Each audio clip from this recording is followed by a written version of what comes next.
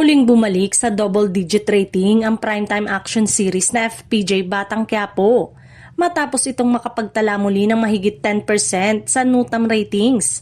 Isa itong malaking patunay na nananatiling matatag ang serye sa kabila ng matinding kompetisyon sa primetime. At patuloy pa rin tinatangkilik ng masa ang kwento, aksyon at mga karakter nito.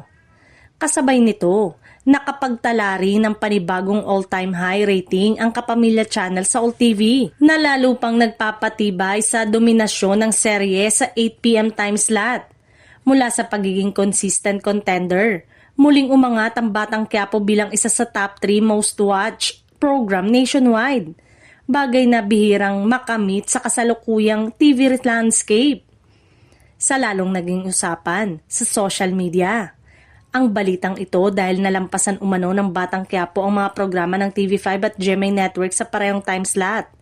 Maraming netizen ang nagsasabing tila nahihirapan ng ibang network na tapatan ng lakas ng hatak ng serye lalo na sa masa at sa free TV audience. Dahil dito, muling lumalakas ang obserbasyon ng publiko na tila unti-unting bumabalik ang dating puwersa ng ABS-CBN na parang mga panahong may prangkisa pa ito kung saan dominado ng Kapamilya shows ang rating game sa halos lahat ng time slot. Para sa marami, ang tagumpay ng Batang Quiapo ay hindi lang tungkol sa isang serye kundi simbolo ng pagbabalik ng tiwala at suporta ng sambayan ng Pilipino sa Kapamilya Network. Malaki rin ang naiaambag ng mas umiinit na eksena, matitinding banggaan ng mga karakter at tuloy-tuloy na pasabog sa kwento na lalong nagpapainit sa mga manonood gabi-gabi.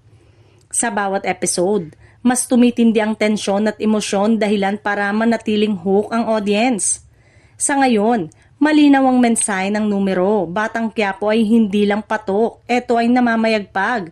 At habang patuloy itong lumalakas, mas lumilinaw ang tanong sa industriya.